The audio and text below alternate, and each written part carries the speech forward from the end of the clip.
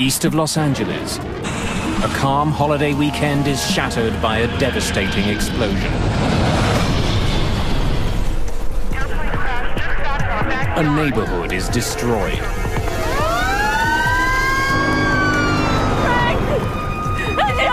I turned and saw my house totally on fire. All the houses behind me were all on fire. Where are they? Where are they? Fiery wreckage is strewn for blocks. Investigators must discover why this airliner crashed and find a way to stop it from ever happening again.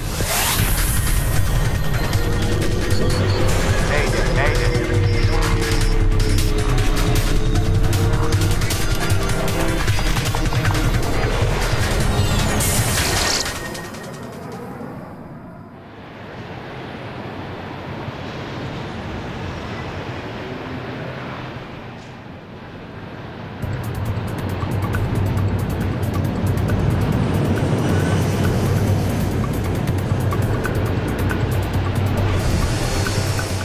Los Angeles International Airport, LAX, is one of the busiest in the world. It's used by 40 million passengers each year. More than 1,500 planes take off and land every day.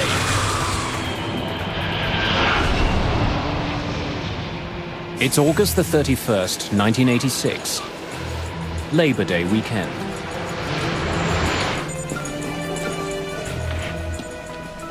Today, a junior air traffic controller, Walter White, will be handling some of that traffic. White isn't yet a fully fledged controller. He has to put in more time before he gets his final certification. Hey, Carl, how's it going? Hey, slow, slow, slow. It was a long weekend, and it was a beautiful day in Los Angeles. It was absolutely clear outside, which we call Chamber of Commerce type day. You want to take a break? Have a cigarette? I can sit in for you. That was my normal assigned shift, and Walter came in and asked me if I wanted a break, wanted to go smoke a cigarette, and I said, sure. All right. Traffic was light, it wasn't very busy, it was Sunday morning. Well, certainly, any controller is looking to get seasoning, if you will. 3 months, 4 months, that's a pretty new controller. Los Angeles Approach, good morning. I mean, it wasn't my turn for a break. Walter wanted to work the sector. As I remember correctly, he wanted to work it for some proficiency time. He hadn't worked it in a while. ACL 60, can you see the runway 25 left? Roger, LA Approach. Thank you. Reduce speed to 200, then descend and maintain 6,000. 200, descend and maintain 6,000. Thank you. Have a nice day. Several hundred kilometers to the south, passengers are boarding an Aeromexico DC-9.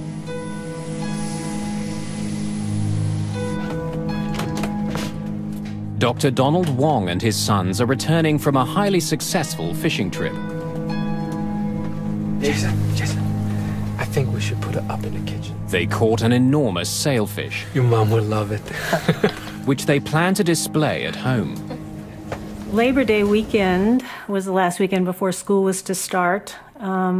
Donald decided that it would be fun to take the boys fishing down in Mexico, to go deep sea fishing, which he'd only done one other time in his life. This would be a father-son bonding weekend. And it was also the first time that they had traveled without me.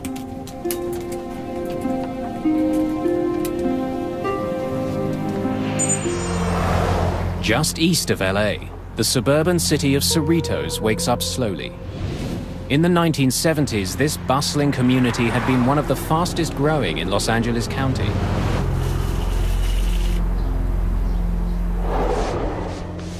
My husband had been working out of town all week, and he was coming home for the weekend. And that Sunday morning, I decided, let's just stay home, not go to church. I'm gonna go out and get your favorite things for a good breakfast. Javier, go and take a shower. And I left to go to the grocery store. In the home was Alex. He was 14. His twin sister, Angelica. She was asleep. He was asleep still. And Javier, that was my 16-year-old. And my husband.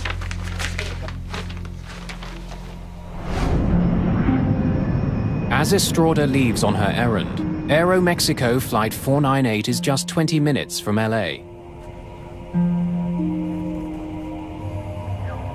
Captain Antonio Valdez-Prom is acting as co-pilot as they approach the city.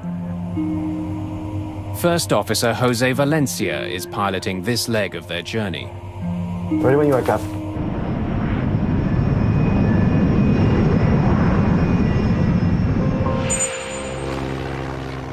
About 22 kilometers south of LAX sits the Torrance Airport. Operating in the mammoth shadow of LAX, Torrance serves private planes and amateur pilots. It's one of several small airports that operate near LA, a region that has over 6,000 weekend flyers. Fuel set. At the end of a busy summer, William Kramer, his daughter Caroline, and wife Kathleen are finally taking to the skies. Piper 4891. All clear for takeoff. Good morning, Piper 4891. This is Torrance Tower. You're clear for takeoff from runway 5. They're heading to Big Bear Lake, Rolling tower. about 200 kilometers northeast. A meticulous man, William Kramer is an executive for an engineering company. 6 years ago, at the age of 47, Kramer bought his first airplane, a stylish and swift Piper Cherokee.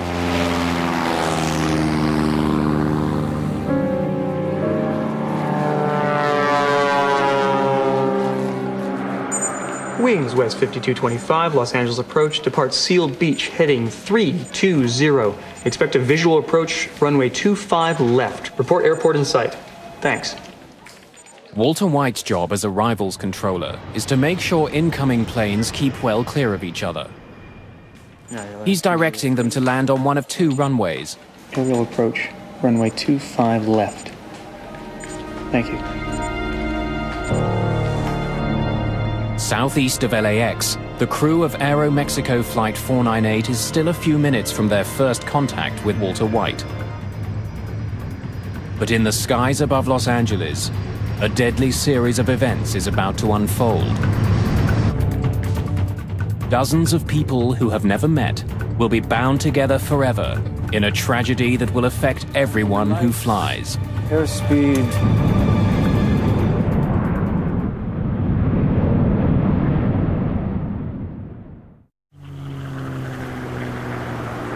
August the 31st, 1986, Labor Day weekend. All clear for takeoff, Torrance. Just south of Los Angeles, William Kramer and his family are finally on their way for a long-awaited holiday. Okay. Just an hour to go, we're in Big Bear Lake.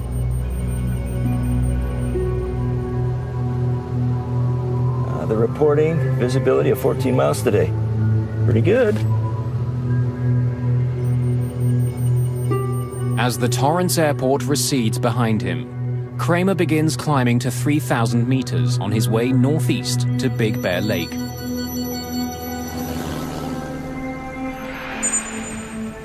Several kilometers away, a half-full DC-9 from Mexico is approaching Los Angeles International Airport.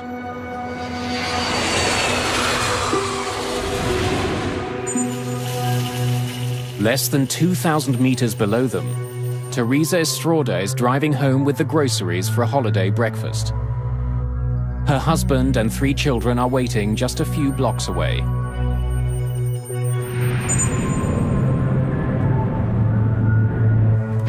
That's it. Holiday's over.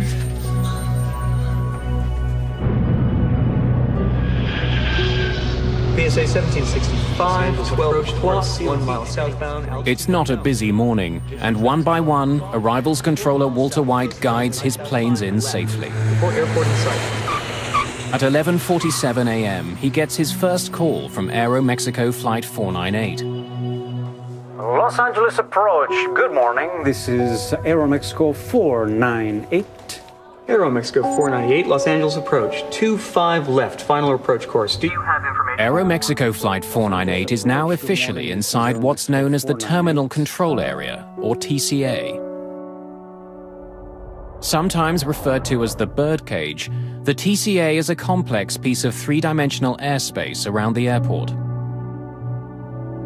It's restricted airspace that's normally found around heavily congested airports or hub airports where the traffic density is extremely high and you need to control the access into and out of that airspace. Aero Mexico 498, traffic 10 o'clock, 1 mile northbound, altitude unknown. Roger, 498. Aero Mexico 498, reduce speed to 190, then descend and maintain 6,000. As the Aero Mexico plane descends, William Kramer and his family continue climbing.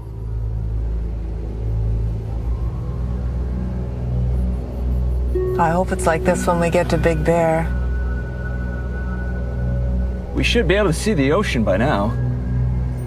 Hon, take a look at the map and look around the 4-5 and see if you can see any kind of landmarks that we can use. Oh, what am I looking for? Walter White is keeping his eye on the Aero Mexico jet when his attention is abruptly drawn to another plane that's just appeared on his radar. It's not one he's expecting. One approach, 66 Romeo is on a flight from Fullerton. Cruising altitude is 4,500. We'd like following. The pilot of a small Grumman Tiger asks White to help guide him through the crowded terminal control area. Pilots are supposed to contact LAX approach before they enter the controlled airspace. This pilot could be in the path of incoming traffic. But before White can deal with the private plane, he gets a call from the Aero Mexico DC-9. What speed do you want? We're reducing to 290. No, to 190. Okay, you can hold what you have, sir. White decides to give the Aero Mexico jet the runway closest to their gate. Change in plan, sir. Stand by. Roger, 498. With the DC-9 on hold, White turns to the intruder. Grumman 66 Romeo, squawk 4524. Remain clear of the TCA. White tells the pilot of the Grumman to use a unique radio channel. But he seems confused. 4, 5, what were the other two numbers? 4524. Grumman 66 Romeo, are you at 4,500 now? Negative, we're at 3,400 and climbing. Okay, you are right in the middle of the TCA, sir. Grumman 66 Romeo, I suggest in future you look at your TCA chart. You just had an aircraft pass right off your left above you at 5,000. And we run a lot of jets right through there at 3,500. Well, what do you suggest I do now? As the crew of Aero Mexico Flight 498 continue to close in on the airport, Landing lights. their DC-9 is rocked by a violent shudder. Bugs, altimeter bugs. What was that? Aero Mexico 498, Los Angeles approach. First Officer Valencia tries desperately to control their dive.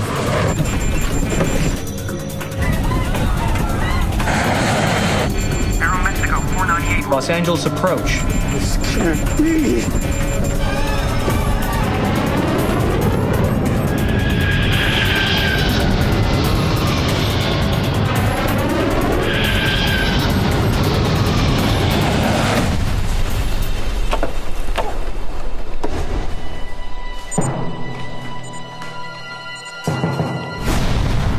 I saw a huge explosion, just the red, vibrant colors of fire, just huge explosion, like the way a bomb might hit the ground.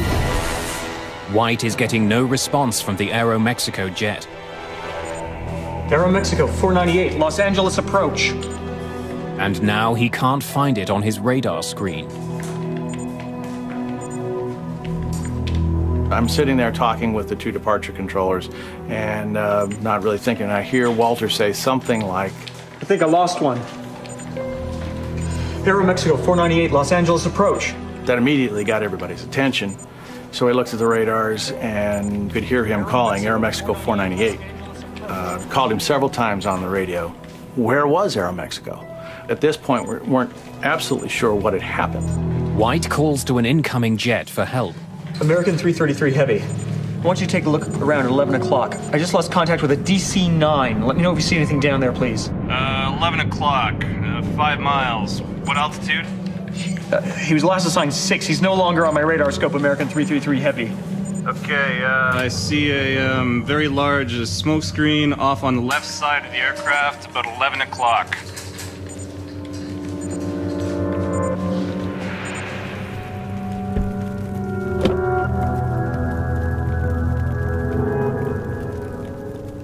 I went down the street to go to my house, and I saw a woman's head. That her body had been cut in a diagonal, and she was just laying there. There was nothing but debris and fires sporadically all over the place, and I could see fire in the whole neighborhood.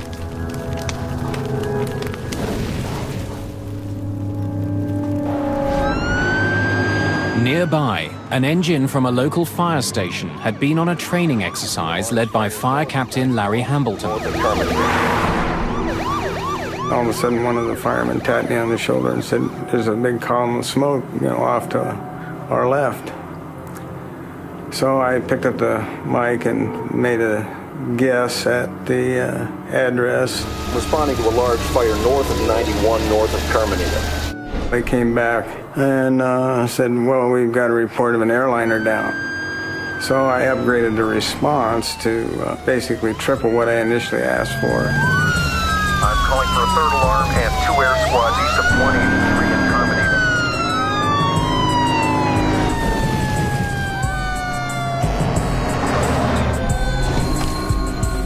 As we approached, I realized that in addition to the aircraft parts in the street, there were people, body parts, which changed the complexion of the whole thing.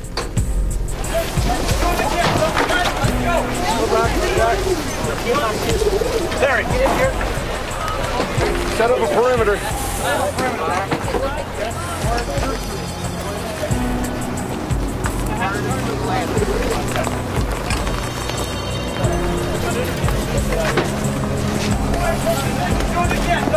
Let's go!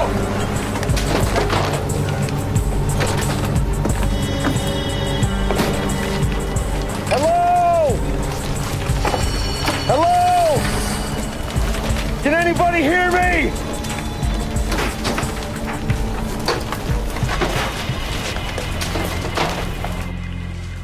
At Los Angeles approach, Walter White, deeply shaken by the crash, is relieved of duty.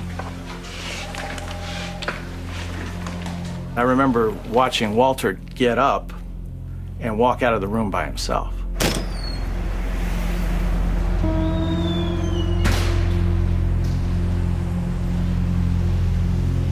And, something inside of me was just, saying, this is not right, this is not right. Somebody's got to go with him. Tony, he can't go out alone.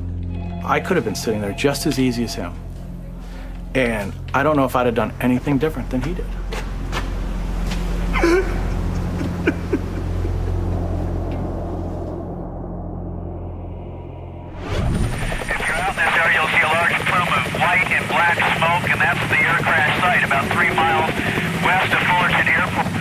Helicopter news crews are quickly on the scene. Using for medevacing.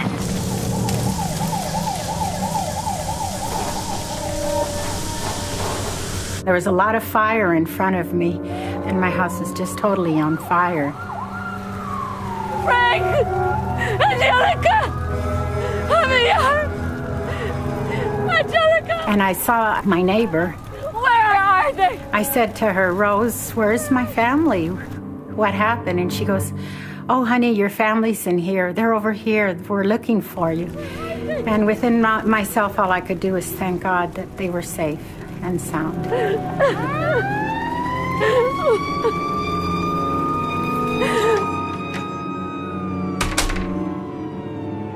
She took me into her home, and I saw Alex. Alex! Alex! What happened? Where's Angelica? Where's Angelica? I don't know. Where's Javier? Where's Papa? I don't know, Mom. I'm sorry. I don't know, Mom. And he started crying right away and said, "Mom, I'm sorry. I'm the only one that came out alive." And all I could do was hug him.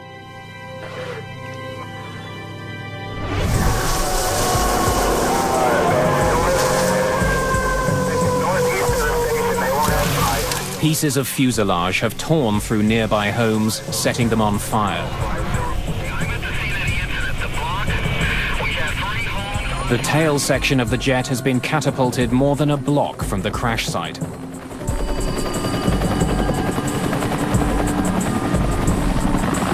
Hello? Is there anybody in here?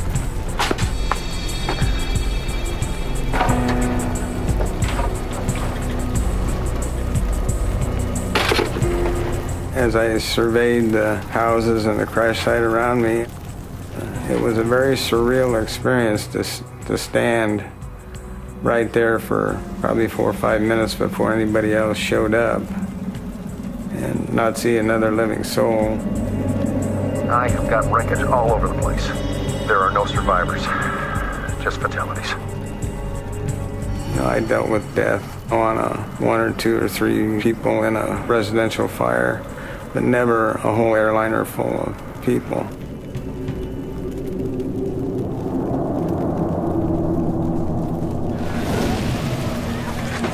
Let's go to work, guys.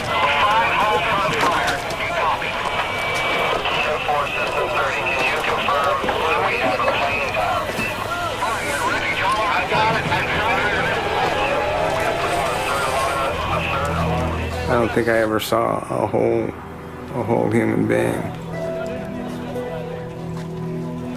I gave him the job of finding body parts and wrapping them or covering them with yellow rescue blankets.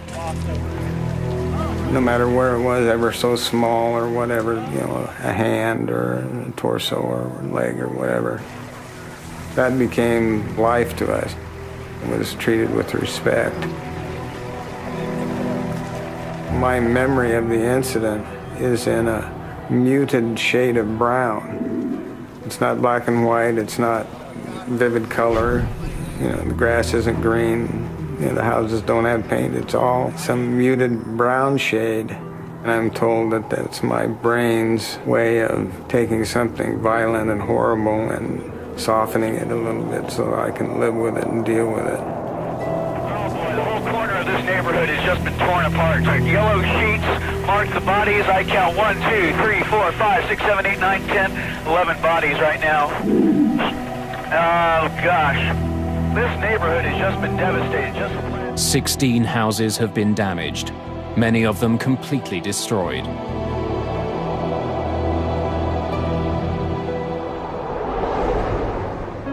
At Los Angeles International Airport, Mary Wong is waiting for her husband and 2 young sons. I went to the airport to pick them up around noon and waited in that area outside of customs and waited and probably, you know, you're thinking customs might take a little while, but about maybe 12:20 or 12:30, I started seeing a man walk around with a pack on his back with a green cross. We were taken up to a lounge upstairs, and on the elevator up, I looked at the man and I said, "They're dead." I said, "I just know they're gone." In Cerritos, emergency workers are shocked by another grisly discovery. In the playground of a local school, they find the wreckage of a Piper Cherokee Archer. Remarkably intact, the plane's canopy is sliced off. Its 3 occupants are found still belted into their seats. William Kramer and his family are dead.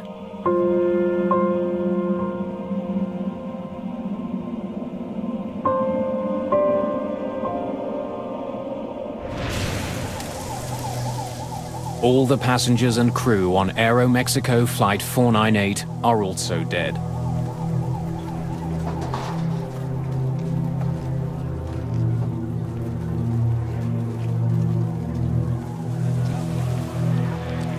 In addition, 15 people on the ground have been killed.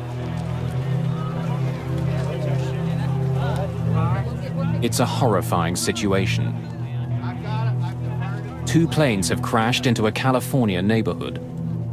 Something's gone terribly wrong in the skies above one of the busiest airports in the world.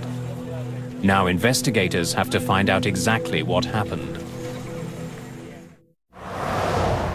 On the last day of August in 1986, a lazy Labor Day weekend is shattered by an enormous explosion.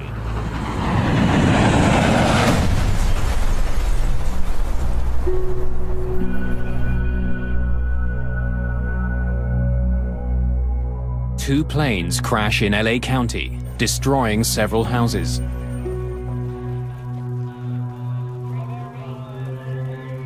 It's a grisly scene. Bodies are scattered throughout a devastated neighborhood. 82 people are dead. 15 people on the ground have been killed. Another 67 have died in the tangled wreckage of the 2 planes involved.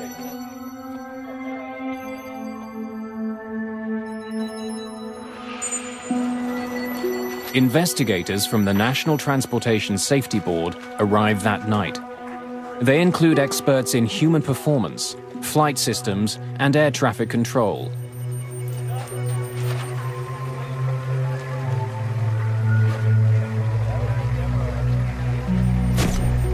From the beginning, investigators are focused on the fact that there are 2 planes on the ground. It suggests a disturbing conclusion, that this was a mid-air collision. The idea that this had been a mid-air collision was already conveyed to us before we even launched out of Hangar 6 back when we got to Worth. They saw 2 wreckages coming down, and that's the way it got conveyed to us. With that idea in mind, John White and his team must painstakingly examine the wreckage. It's more of now documenting where the major pieces were, and then looking at the pieces to see if you can determine how the aircraft, at what angle the aircraft may have come together at. Propeller marks on the tail of the DC-9 and paint from the Piper Cherokee reveal how the planes crashed. It looks like the Piper collided at the tail section of the DC-9, and the horizontal stabilizer came off. And once that happened, you could no longer control the pitch of the DC-9. The descending DC-9 and the climbing Cherokee met at a 90-degree angle. Their combined speed was 450 kilometers an hour. The impact tore off the airliner's tail section. Discovering how the planes collided is the first step. The more important question to be answered is why. To piece together the tragedy, investigators examine the DC-9's flight data recorder. It helps them pinpoint the exact location and altitude of Aeromexico Flight 498. The DC-9 was inside the terminal control area, the controlled airspace of the Los Angeles airport. It was right where it was supposed to be. But the Kramer's Cherokee was also inside the TCA. With all of the jets taking off and landing at LAX, private planes must first get permission to enter this area. Piper 4891, all clear for takeoff, Torrance. William Kramer was a newcomer to Los Angeles, but investigators learned that he was well aware of the limits imposed by the TCA. He knew that it was restricted airspace. And in the cockpit of Kramer's Cherokee, the confirmation. Investigators find a map of the Los Angeles terminal control area. Investigators make another puzzling discovery. They learn that the Kramer's proposed flight plan took them from Torrance to Long Beach, then up to Ontario, and finally to Big Bear Lake, at a cruising altitude of 3,000 meters. That plan keeps him well out of the TCA. The fact of the matter is that the Cherokee flew into the TCA and hit the DC-9 in restricted airspace without a clearance. So how had Kramer flown into danger? And why hadn't he let anyone know? On the ground in Cerritos, one possible answer emerges. Heart disease runs in Kramer's family, and the initial autopsy results show a major blockage.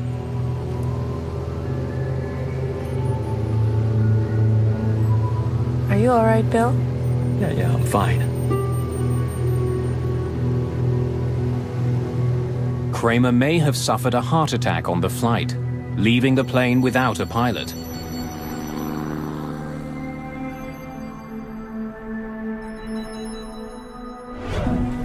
Samples of William Kramer's heart tissue are sent to the Armed Forces Institute of Pathology for testing. If he suffered a heart attack, it might explain why he didn't call in to LA approach. It's totally possible that he could have had the heart attack, fell back, pulled the airplane up, and that's why he didn't try and avoid the DC-9. But no matter why Kramer was flying in restricted airspace, Air Traffic Controller Walter White should have been able to see him. Kramer's plane should have appeared on White's radar. Before being questioned by investigators, White reviews the radio calls from that morning. He needs to be sure of what he said and what he saw.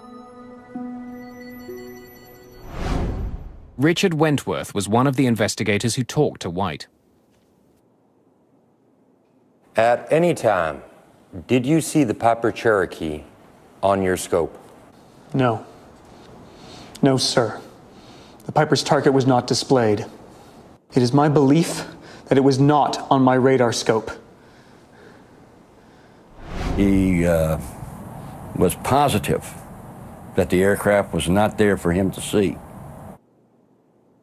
NTSB investigators aren't satisfied with White's memory. While the radar data is being analyzed, news arrives from the Armed Forces Institute of Pathology about William Kramer's heart. Are you all right, Bill? Results from a detailed study of his body show that while he had advanced heart disease, William Kramer was not fighting a heart attack before the collision. Investigators must find another explanation for why the Kramer's flight went into the Los Angeles terminal control area. While he had submitted a flight plan, small planes like Kramer's Cherokee don't have sophisticated instruments. Like most private pilots, Kramer was navigating by landmarks like freeways. That meant keeping an eye both on the landscape below and the airspace around him. That's definitely the 405. Where is it again? John Andrews is an aviation expert who testified about the circumstances of the Cerritos disaster. The pilot of the Piper was navigating by visual landmarks, possibly attempting to follow parallel to a freeway, and that he had become confused about which freeway he should have been following. New to California, perhaps bewildered by the tangle of freeways below him, Kramer may have flown into the terminal control area without knowing it. There are no lines on the ground that says the TCA starts here and at this altitude. You have to look at a chart, you have to interpret that. Investigators are now confident they can explain why Kramer was inside the controlled airspace of the TCA. But when he finally gets a look at the air traffic control radar record, Richard Wentworth is convinced that Walter White should have been able to see the Piper.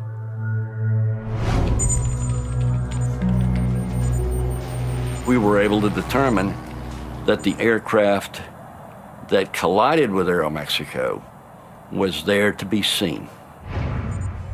So why hadn't White reacted to the Kramer's plane if it was on his radar? When Walter White came to work that day, the arrival station was being controlled by Carl Grundman. Hey, Carl, how's it going? Hey, slow. Grundman believes that long-standing radar problems were the reason White didn't see the Kramer's plane. I can sit in for you.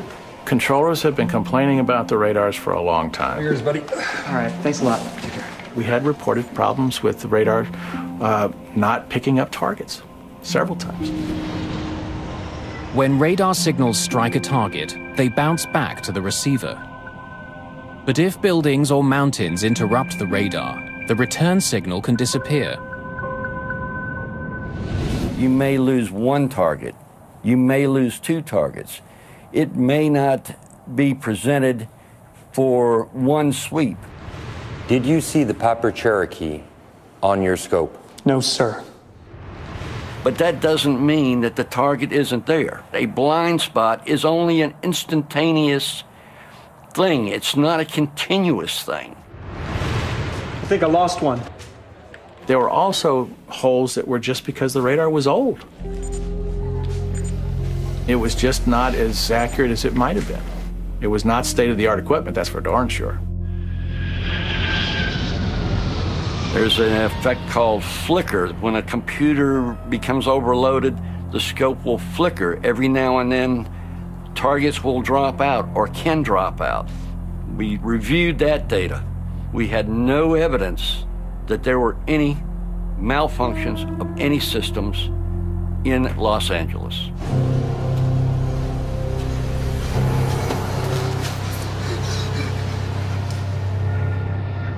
There is another possible explanation. If the Cherokee had appeared on the radar, White still could have missed it. Investigators focus on the other plane in the sky that day, the Grumman Tiger. Private planes are required to contact air traffic control if they're entering the terminal control area.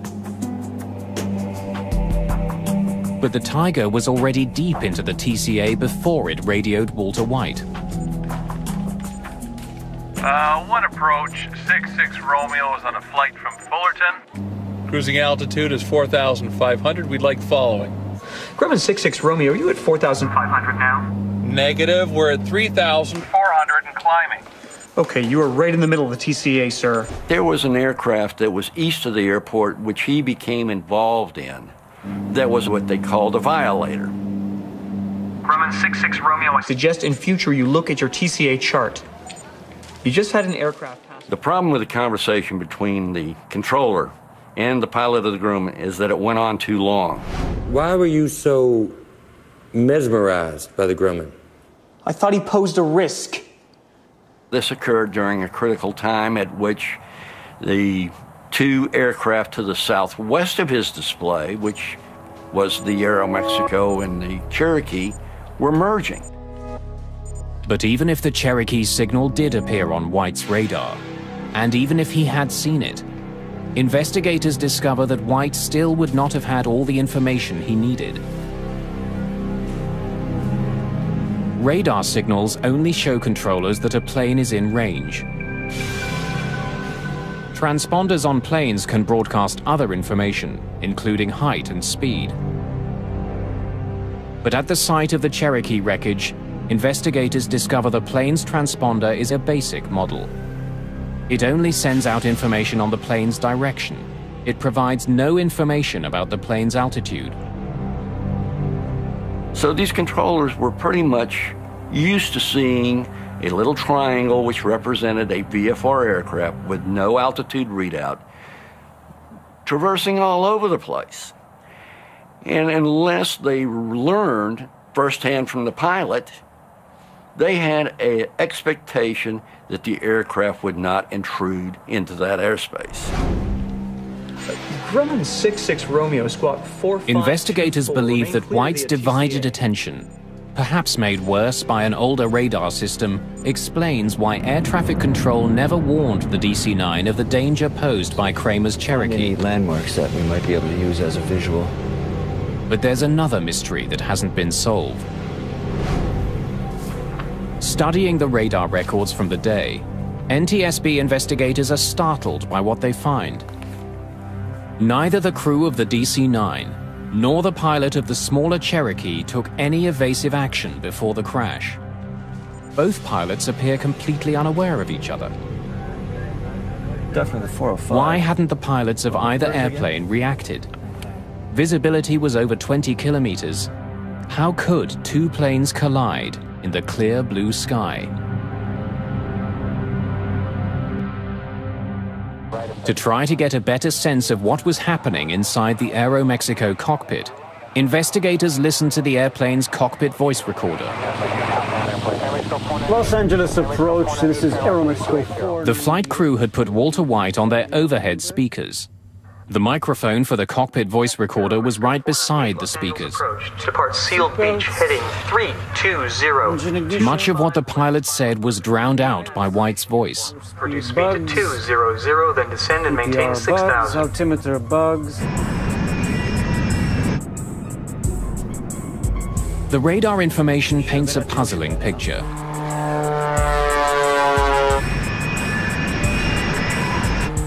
It indicates that for more than a minute, the Kramer's Cherokee was there to be seen by the Aeromexico crew. And if the Kramers had looked out of their right side window, they would also have seen the Aeromexico jet. But neither plane altered its course. Neither plane took any action to avoid the deadly collision.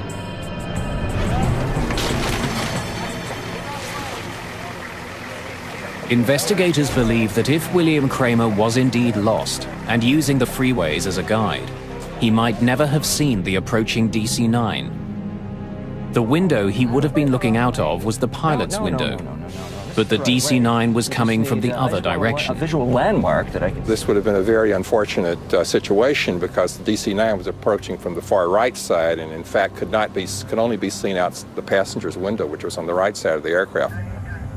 For the crew of the DC-9, the very size of the much smaller Cherokee could have prevented them from seeing the plane before it was too late.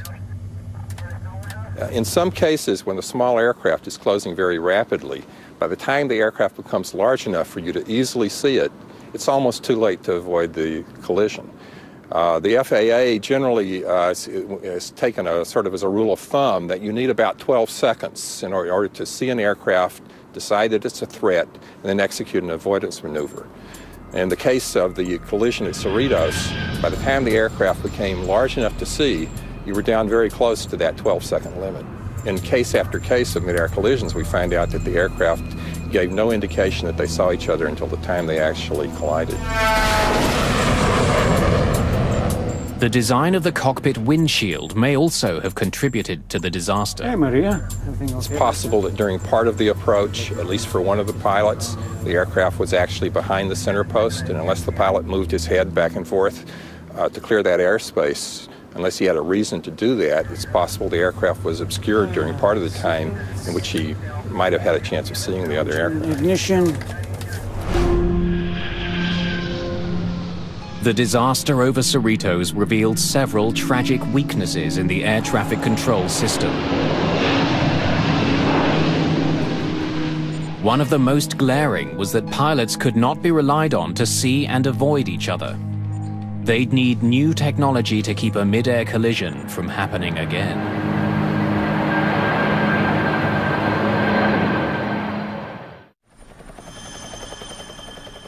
A small California neighborhood is rocked by a terrifying plane crash.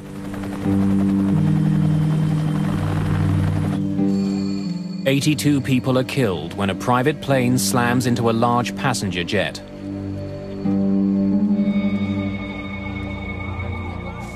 The devastation is enormous. More than a dozen houses are damaged, several leveled completely.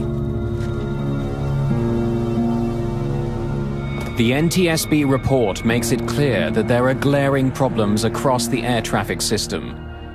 And these concerns must be addressed before, inevitably, there is another mid-air disaster. The FAA, which regulates the airline industry in the United States, acted swiftly to improve safety.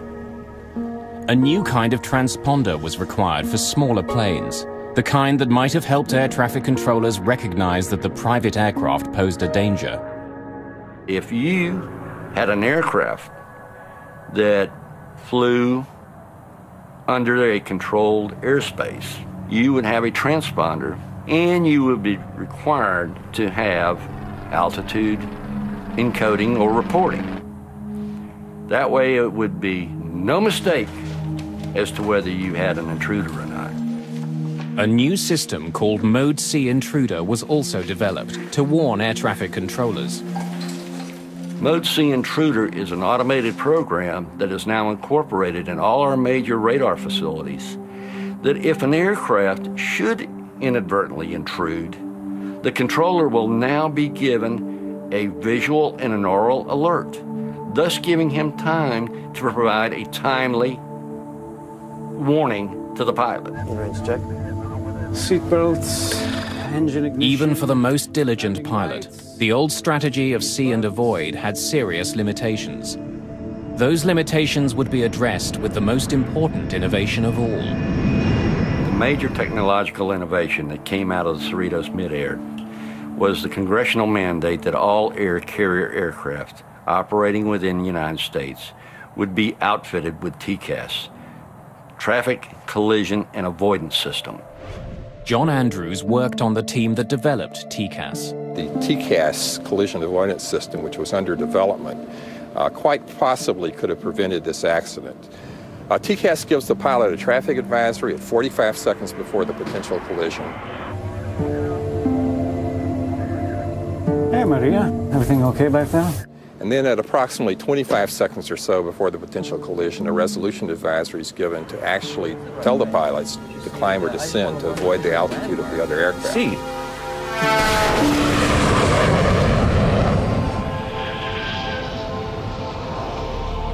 Today, commercial airlines around the world use TCAS.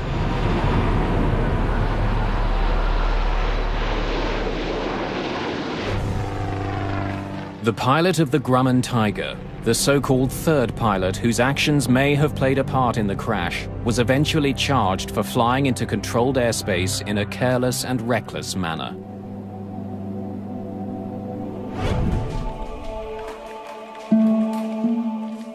For Walter White, the effect of the disaster over Cerritos could not be overcome.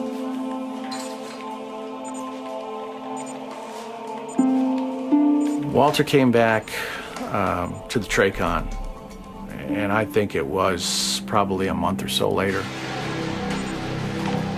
And I can't give you exactly how long he stayed there, but it wasn't very long. And he just got up and said, no, no thank you.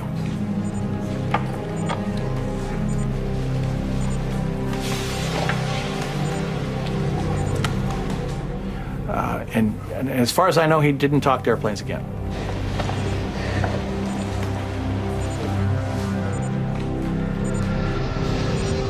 Within a year of the incident, the old radars at LAX were replaced.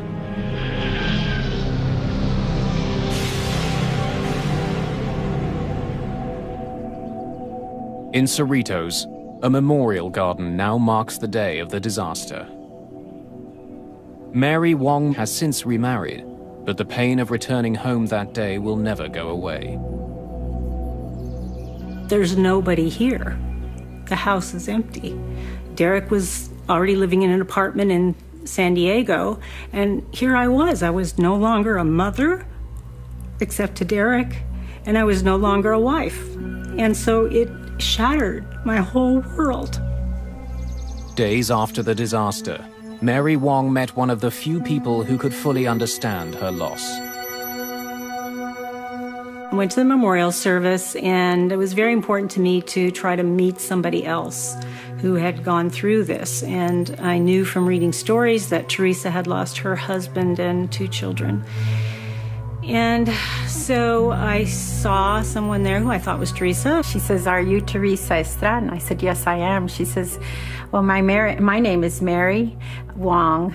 And she says, I said, "I lost my husband and children also."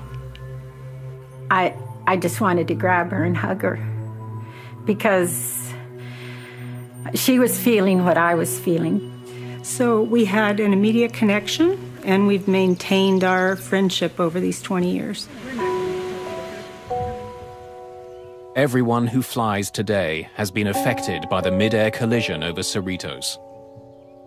The disaster led to historic improvements in aviation safety. Since the full adoption of the TCAS system, there has not been another mid-air collision in the United States.